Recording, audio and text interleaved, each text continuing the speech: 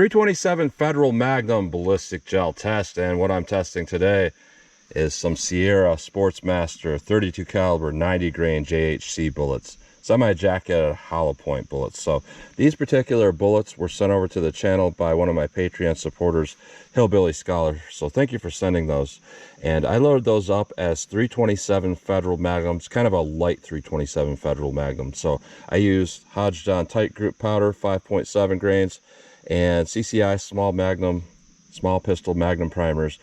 Those do call for Federal in the load data, but yeah, it's close enough. 5.7 grains. We're only at like 39,000 and some change pressure, so substituting the primer isn't that big of a deal. So I'm using my 4.2 inch Ruger SP101 and 327 Federal, and my Ruger LCR with the 1.875 inch barrel, and I'm going to test these particular 327 Federal Magnums and a couple different barrel lengths there. So I'm going to go through the chronograph, see what kind of velocity and accuracy I get at the same time. Then I'm going to do my 10% clear ballistic gel test. So I'm going to go into plain 10% clear ballistics to see what the best potential of those cartridges are. They'll dent them the way to clog a hollow point or anything like that. Then I'll move on to doing more of a real world simulation where I'm going to have 4 layers of denim on this first 3-inch piece that represents hitting a pectoral muscle, followed by a 1/4 inch medium density fiberboard that represents hitting ribs or sternum, 16 more inches of clear ballistics, and then another 1/4 inch MDF at the back to represent hitting back ribs. Clear ballistics is roughly a half representation of the density of flesh. So when you're talking 3 inches and 16 inches, is more like 1.5 inches and 8 inches in actual flesh. So this will really represent about a 9.5 inch individual with ribs in there. So we'll do a plain clear ballistics shot, then a real world simulation shot, and then I will shoot at the steel target to see what kind of practical accuracy and shootability I can get with these. So let's get started with this test. All right, 327 Federal Magnum 90 grain JHC with 5.7 grains of tight group powder. So let's see what we get through our 4.2 inch barrel here.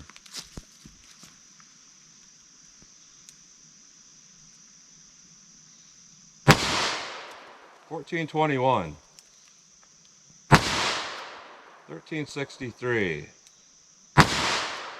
$13.63, $14.37, $14.07, $13.55. So pretty decent velocity overall, not bad, and very, very low recoil. So now we have our 1.875 inch barrel. Let's see how that bullet does in this revolver. $11.93, $12.57, $12.23, $12.91, $12.39, $12.47. So pretty good velocity in here, and that's why I chose tight group powder, because it is a very low charge weight powder that should burn up pretty quickly.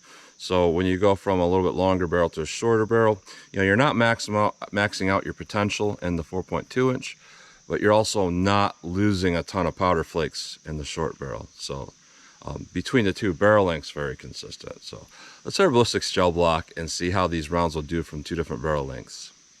All right, we'll do our plain clear ballistics shot, our best potential shot. Best potential to get hollow point expansion because there's no denim in the way to clog a hollow point. You know, best potential for getting good penetration because there's no rib simulation to slow down our potential for penetration. So let's see what we get through our 4.2 inch barrel.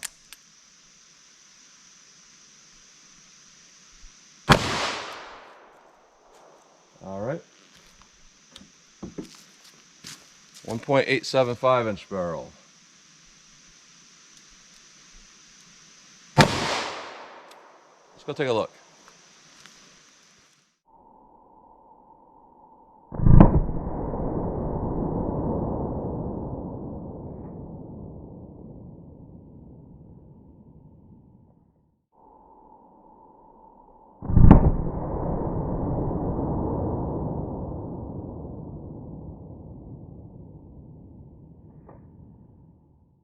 Wow, I wasn't expecting to see so much penetration with that snub. I didn't think that the amount of difference in velocity would make that much of a difference. But yeah, we did not get hollow point expansion going at like over 1,200 feet per second, and that's something I saw with their 44 caliber bullets that I thought was kind of weird too.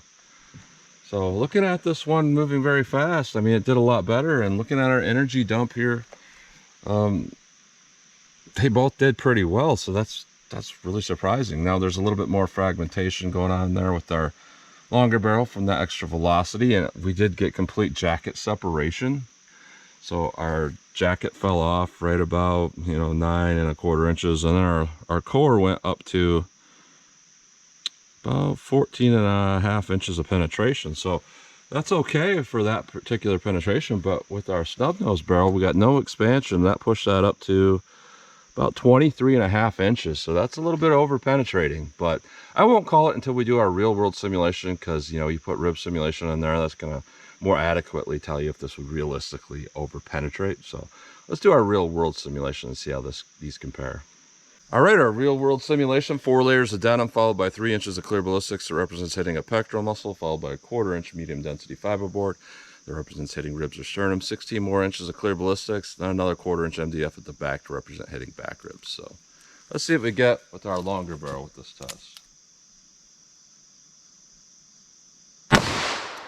All right, let me set that all back up and then we'll hit it with the snub now. All right, real world simulation, snub nose revolver. Let's see how this compares. Let's go take a look.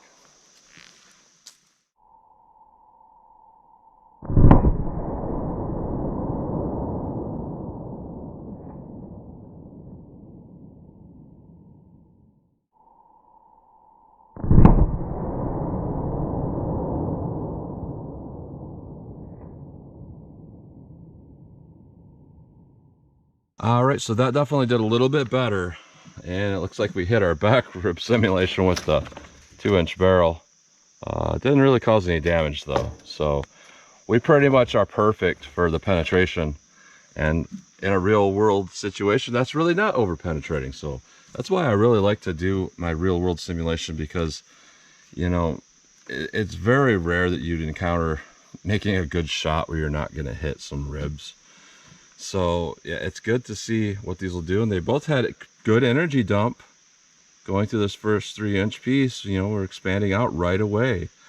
So why it penetrated so far without the rib simulation there, I don't know.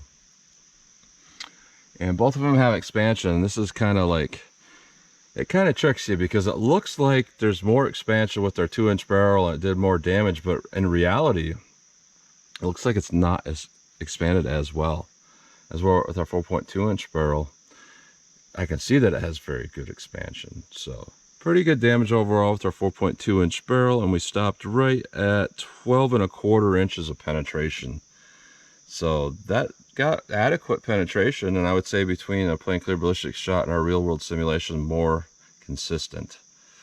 Now our snub nose, we stopped right at 19 inches, which because it hit the rib simulation on the back.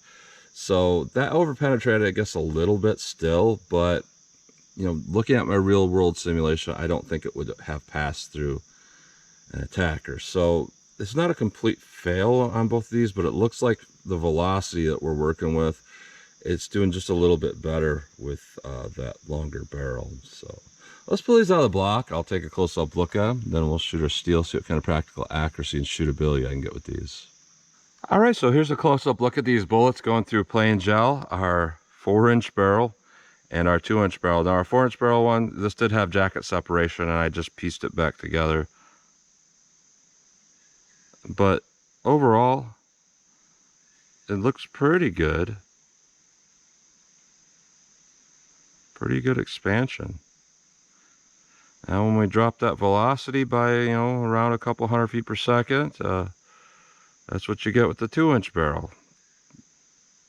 But that's still not acceptable to me. Even if we had the lowest possible number of that 1100 and something, there's no excuse for this to not expand. And it looks like it hit straight because it went in a straight line. So we're hitting perfectly nose forward. We're not hitting it skewed and it tumbling. So the fact that that didn't expand is kind of disappointing. So looking at a real world simulation, I forgot to show the rib simulation, but it's definitely applicable here. Big difference here. So our 4-inch barrel here, our 1.875-inch barrel here. Huge difference in the amount of expansion right away. And this expansion obviously happened before going through 3 inches of clear ballistics, because it's hitting this already expanded, and that's a good thing because that generally increases your quote-unquote stopping power. And we look at the bullets here, yeah, big difference here too. So our 2-inch barrel performed a little bit better than what it did through the plain gel, and our 4-inch barrel performed a lot better. It like made it perform better than what it did through the plain clear ballistics, because it just lowered that expansion threshold a little bit. And it just, I think a lot of this expansion probably has to do with hitting the rib simulation, maybe. However, maybe not, because yeah, it was already expanded that big before it hit that. So for whatever reason, when you incorporate that denim in there, that's the main factor there. That just brought it down to a perfect expansion. As for this, I think what happened was it probably expanded bigger than this, and then it peeled back, because it's just, there's nothing to really slow it down. This right here, it's not going to peel back as far because of that denim. That's the only thing I can think of. But a 2-inch barrel, not great overall. So I would say this test is a success though, because we can at least identify with this, what kind of velocities do we want to have for this particular bullet. And I'm going to say, for anybody with a snub nose, it's going to be a little bit difficult to attain these velocities. Now, you could with a little 2-inch barrel with this, you'd probably be in the vicinity of 14 to 14 and a half grains of like Ramshot Enforcer. That would do that out of that snub nose barrel, because that's the powder that's used in the 100 grain Spear Gold Dot that's getting close to 1400 feet per second. So that's a 100 grain bullet. This is a 90 grain bullet. You have to increase that a little bit. They're using 14 grains, so you probably want to get around that 14 grains still to push a 90 grain at 1400 feet per second. So just some knowledge to know there. But if you're having a little bit longer barrel, you can probably use whatever power you want and achieve that 1400 feet per second to get this. So that's a close-up look at those bullets. All right, 14 yards from the target, so I'm just gonna pop these off as fast as I think I can accurately hit the target. So I'll just tell you what I think about how they feel, how they shoot. So 4.2-inch barrel, 14 yards from the target. See how these do.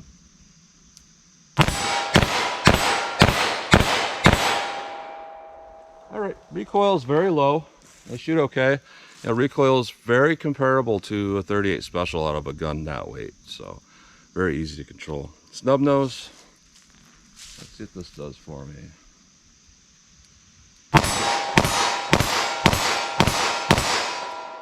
All right, so again, that's not that hard to control. I would say it's more like a 38 plus P out of a snub nose. So it's not a lot of recoil. It's very easy to shoot. So that's what I like about these with 327s, because you can either go up to like a 357 type powered round and it's still got a little bit less recoil, or you can go down to rounds that have a little bit more power than 38 Special but are pretty close. But because the bullet weights are so light, you have about the same recoil as a 38 plus P, but a little bit less muzzle flip. So that's what I really like about the versatility of the 327 itself. So let me back it up and shoot from a little more distance now.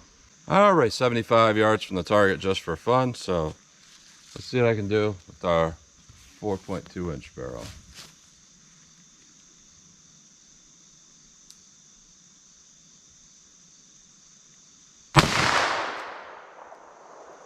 I don't know where that went.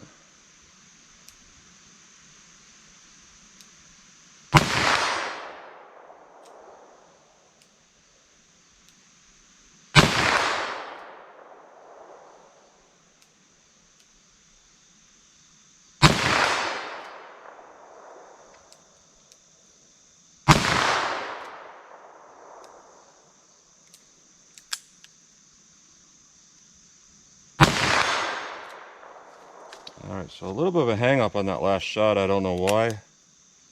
I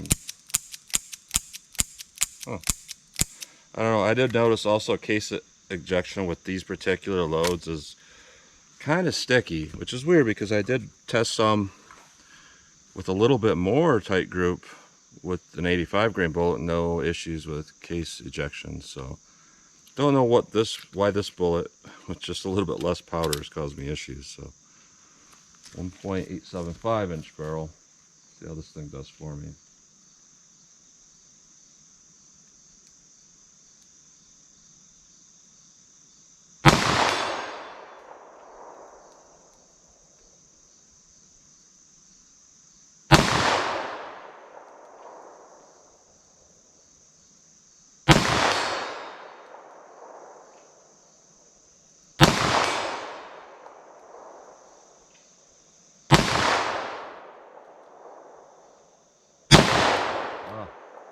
I was hoping to hit a few more than that, but I mean, it is a pretty short barrel and the sight radius is pretty short on that. So interesting. Overall, they felt really good while shooting.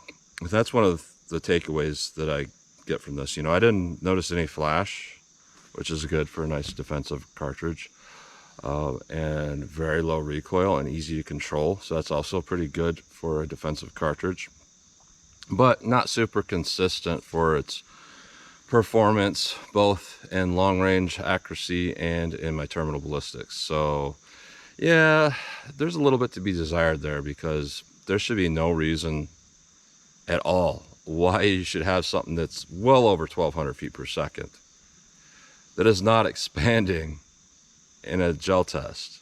And we saw that through the snub, through the Plain Clear Ballistics shop. And the only time I've ever seen anything like this, or I'm like, it blew my mind, like what is happening, was I shot like a 180 grain 44 caliber at about this velocity, 1200 feet per second or something like that, or maybe even greater. No expansion, and it was a Sierra bullet. So I don't know why these particular Sierra bullets are, you know, they don't want to expand very well, but they just don't want to expand well. Like I see better performance with XTPs. So it's very interesting to see, you know, the type of performance different bullet styles will give. And this wasn't that great. I mean, the loads themselves, they could be a little bit tighter for the consistency of velocity.